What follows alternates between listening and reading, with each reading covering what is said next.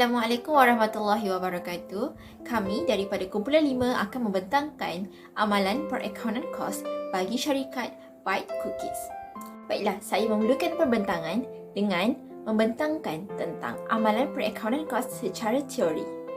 Amalan perakaunan kos didefinisikan sebagai proses untuk mendaftar, mengklasifikasikan, menganalisis, meringkaskan dan juga menetapkan kursus bagi mencari alternatif yang berbeza untuk mengawal kos. Amalan ini dilakukan untuk mengira kos pengeluaran dan kos perkhidmatan secara saintifik, memudahkan kawalan dan juga dapat mengurangkan kos. Bagi meningkatkan kefahaman kita tentang amalan perakaunan kos, jadi marilah kita melihat tafsiran-tafsiran daripada pakar-pakar yang arif dalam bidang ini. Baiklah, menurut Steven Bright, amalan perakaunan kos didefinisikan sebagai proses untuk merekod aktiviti urus niaga, di mana aktiviti ini direkodkan ke dalam ledger, kemudian kos butiran tersebut akan muncul di dalam penyata kewangan. Seterusnya, menurut T. Lucy, beliau menakrifkan amalan perakaunan kos adalah sebahagian daripada perakaunan pengurusan di mana berfungsi untuk menyediakan kos yang dibelanjakan serta kos piawai dan juga kos sebenar bagi operasi proses jabatan atau pengeluaran di mana penyediaan kos ini disertakan sekali dengan varians, kebolehuntungan dan kegunaan kewangan kepada sosial. Kita pergi pada pendapat seterusnya di mana Daeng Muhammad Nasir mengatakan bahawa amalan perakaunan kos adalah satu pemprosesan dan penilaian data kos operasi untuk mengeluarkan maklumat bagi pelaporan kewangan, perancangan, kawalan dalaman bagi membuat keputusan. Manakala kita pergi kepada pendapat yang terakhir iaitu SIMA. SIMA adalah salah satu badan agensi perakaunan yang menakrifkan amalan perakaunan kos sebagai penggunaan prinsip, kaedah dan teknik perakaunan dan pengekosan di dalam penentuan kos dan penganalisis simpanan atau lebih berbanding dengan pengalaman yang lepas. Jadi, kesimpulannya, amalan perakaunan kos ini adalah salah satu teknik cara untuk memproses, menilai, menentukan, mengklasifikasikan data-data tentang untuk mendapatkan penentuan tentang kos tersebut dan juga bagi menganalisis segala butiran-butiran tersebut bagi membantu kawalan dalaman untuk membuat keputusan. Sekian sahaja daripada saya serahkan pembentangan kepada rakan seterusnya. Seterusnya, saya ingin menerangkan serba sedikit latar belakang Byte Cookies. Syarikat ini telah diberi nama sebagai Byte Cookies. Byte Cookies telah ditubuhkan pada tahun 1991 yang pada mulanya bertapak di Batu Pahat, Johor. Byte Cookies merupakan satu industri pemprosesan makanan ringan iaitu biskut. Perancang utama Byte Cookies adalah Sikitan, manakala pemiliknya adalah Byte Food Industry Sdn Bhd. Maklumat lebih lanjut boleh layari laman web Byte Cookies yang telah tertera. Misi dan visi. Misi Byte Cookies adalah untuk menyediakan biskut dan makanan ringan yang menyeronokkan, sedap serta enak untuk semua orang di seluruh dunia. Visi Byte Cookies adalah untuk berada di kedudukan teratas di setiap negara tempat kita bertanding. Objektif Byte Cookies. Pertama adalah untuk meningkatkan kesedaran orang ramai mengenai produk Byte Cookies. Kedua adalah untuk mendapatkan minat orang ramai terhadap jenama Byte Cookies. Ketiga adalah untuk meningkatkan populariti produk dengan menggunakan strategi promosi yang terbaik. Produk yang ditawarkan oleh Byte Cookies ada 3, iaitu Mamam Cookies, Yummy Tummy Cookies dan Byte Wafer. Struktur organisasi Byte Cookies. Paling teratas adalah chairman, dibawa kepada CEO dan daripada CEO terbahagi kepada beberapa director iaitu Sales Director, IBD Director, Human Resource Director, Senior Operating Director, Senior Marketing Director, Chief Financial Officer dan Strategy and Business Development Director. Proses pengeluaran produk Byte Cookies terdiri daripada 4 proses. Proses pertama adalah pencampuran dan pengadunan di mana tepung, gula, susu dan sebagainya akan dicampur dan diadun menjadi dough.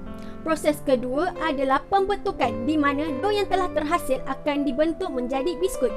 Proses yang ketiga adalah pemanggangan di mana Biskut yang telah terhasil akan dipanggang di dalam oven pada suhu yang sesuai.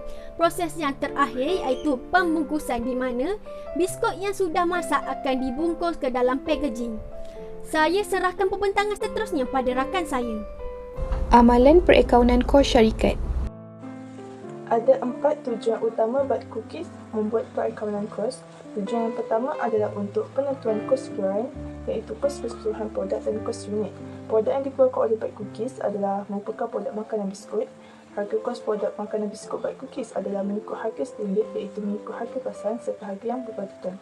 Tujuan yang kedua adalah untuk membuat perancangan dengan menganalisis dan membandingkan maklumat dan aktiviti kos antara prestasi yang sebenar dan dirancang. Ia akan membantu syarikat dalam pembuatan perancangan yang terbaik, seterusnya dapat menambahbaikkan prestasi pada masa akan datang. Tujuan yang ketiga adalah untuk mengawal kos yang terlibat, di mana ia dapat membantu pihak pengurusan untuk menentukan operasi jabatan, proses dan kos dalam keadaan terkawal. Tujuan yang keempat pula ialah untuk membuat keputusan yang tepat. Maklumat kos yang diberikan dengan tepat dan betul amat berguna kepada pihak pengurusan dalam membuat keputusan yang lebih tepat, di mana ia akan memberi kesan terhadap prestasi dan kedudukan kewangan perniagaan sama ada dalam jangka masa pendek atau jangka masa panjang. Kos-kos yang dilibatkan adalah seperti kos bahan langsung untuk Mamam Cookies, Byte Wafer dan Yummy Tummy Cookies adalah sebanyak RM8,370.84, manakala kos buah langsung yang melibatkan 5 orang pekerja yang dibayar gaji sebanyak RM1,200 untuk setiap seorang adalah sebanyak RM6,000, manakala kos overhead seperti plastik pembungkusan, manager, pemandu lori, mesin-mesin pemprosesan dan susu-susu nilai, utiliti kilang, sewa kilang, kos penyelenggaraan pembaikan mesin kilang yang rosak adalah sebanyak RM9,100. Jadi, anggaran kos yang terlibat untuk sebulan adalah sebanyak RM23,470.84. Pengukuran kos yang dilaksanakan oleh Byte Cookies adalah menggunakan kaedah pengukuran kos secara normal, di mana ia merujuk kepada pengekosan yang mengukur kos overhead kilang berdasarkan kepada overhead tertentu. Byte Cookies mengenakan harga Mamam Cookies sebanyak RM6.30 bagi setiap 322 gram per pack. Kadar overhead tertentu yang digunakan oleh Byte Cookies akan digunakan bagi mana kos overhead yang terserap. Saya serahkan pembentangan seterusnya kepada rakan saya iaitu Huda. Terima kasih Wanu. Sekarang saya ingin membincangkan tentang kaedah pengekosan yang syarikat kami gunakan, iaitu pengekosan proses, di mana syarikat kami Byte Cookies menggunakan kaedah pengeluaran secara besar-besaran, iaitu masa, di mana ianya merupakan pengeluaran secara berterusan yang khusus untuk menghasilkan barangan berbentuk homogen. Yang kedua pula adalah kadar pengeluaran produk adalah tinggi kerana peralatan yang digunakan adalah berdedikasi penuh bagi pembuatan barangan. Yang ketiga pula adalah kadar permintaan barangan adalah sangat tinggi dengan menggunakan sistem pengekosan proses ini. Yang keempat pula adalah pelaburan ke atas mesin dan perkakas yang khusus adalah sangat tinggi. Yang terakhir pula adalah tingkat kemahiran pekerja yang kami gunakan bagi sistem pengekosan proses ini adalah lebih rendah berbanding sistem tempahan kerja. Pengumpulan, pengklasifikasian dan peruntukan kos. Pembelian bahan mentah secara pukal membolehkan syarikat kami Byte Cookies untuk menyimpan dokumen sumber utama seperti invoice dan resit daripada syarikat pembekal. Pengumpulan dokumen sumber ini adalah bertujuan untuk memastikan setiap pembelian bahan mentah dan penjualan barangan siap kepada pelanggan mempunyai dokumen salinan sebagai rujukan pada masa hadapan. Syarikat kami juga membuat perekodan secara sistematik, iaitu secara perkomputeran, bagi memudahkan pengurusan syarikat dan membantu kami untuk melihat prestasi syarikat dari semasa ke semasa. Melalui perekodan secara sistematik ini, ianya membantu dan dapat memperuntukkan kos dari semasa ke semasa supaya kerugian kepada syarikat kami tidak bakal berlaku. Perbincangan dan cadangan. Berdasarkan dapatan maklumat dan analisis data yang dibuat, perbincangan hasil telah dibincangkan melalui beberapa bahagian, iaitu yang pertama adalah amalan perakaunan kos secara teori yang diguna pakai dalam syarikat Byte Cookies. Yang kedua, kaedah pengukuran kos yang dilaksanakan oleh syarikat Byte Cookies. Yang ketiga, cara-cara syarikat Byte Cookies menawarkan produk dengan melihat semua kos yang dilibatkan serta kos overhead syarikat. Yang keempat, produk yang dikeluarkan mengikut pengekosan proses, di mana semua kos yang dilibatkan dikumpulkan, diklasifikasikan dan diperuntukkan bagi menetapkan harga setiap produk yang hendak dijual. Yang terakhir adalah maklumat kos pengeluaran bagi setiap tempoh di setiap jabatan memproses, iaitu analisis aliran unit fizikal, pengiraan unit setara, analisis aliran tunai, pengiraan kos seunit dan analisis jumlah kos yang telah diakaunkan.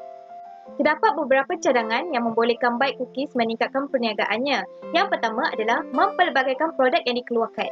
Walaupun syarikat Byte Cookies selalu memikirkan bagaimana menjadikan produk mereka menjadi lebih inovatif, tetapi apa yang mereka lakukan hanyalah berusaha membungkus produk mereka tetapi tidak pada rasa dan jenis produk tersebut.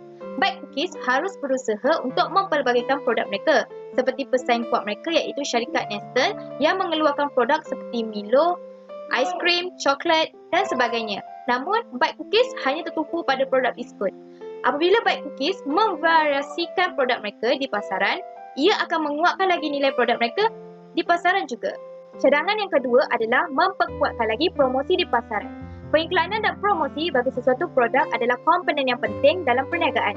Kesannya, ia merangkumi pembentukan jenama, pertumbuhan dalam segmen pasaran sasaran dan perkembangan kesetiaan pelanggan serta pertahanan terhadap pesaing.